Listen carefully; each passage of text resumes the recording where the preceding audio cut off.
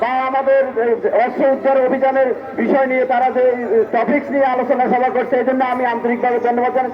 আমরা বিগত সময় আমরা আন্দোলন সংগ্রামে আমরা বলে আসছি যে অবৈধ অস্ত্র উদ্ধার অভিযান, আমরা দেখেছি পতিত সরকার যখন পালিয়ে গেছে তখন তারপর থেকে আর একটি গুপ্ত রাজনৈতিক দলের নেতৃবৃন্দ তার ভারপ্রাপ্ত দায়িত্ব নিয়েছে।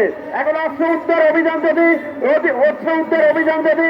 না হয় তাহলে এদেশে আরো সংঘাত, আরো বিশৃঙ্খলা বা আরো ষড়যন্ত্র মেতে উঠেছে। আমরা দেখেছি গ্রামে গঞ্জে ভোট কেন্দ্রে বা ভোটারদেরকে যেভাবে ভয়ভীতি দেখাচ্ছে, ভয়ভীতি প্রদর্শন করছে, অতীতের সেই পুরোনো স্মৃতি এখনো ঘুরে ফিরে আসছে।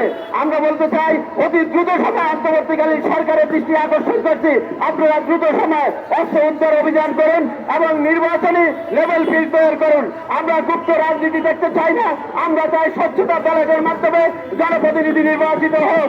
এই জনগণ তাদের আশা আকাঙ্ক্ষার প্রতিফলন যে বিগত সময় আন্দোলন সংগ্রাম করেছে, তারা তাদের বুকের তাজা রক্ত দিয়ে তারা জীবন বাজি রেখে তারা পিছু হটে নেই। যারা বেগম খালেদা জিয়ার নেতৃত্বে শহীদ রাষ্ট্রপতি জিয়াউর রহমানের আদর্শ অনুসরণ অনুকরণ করে রাজনীতি করেছে।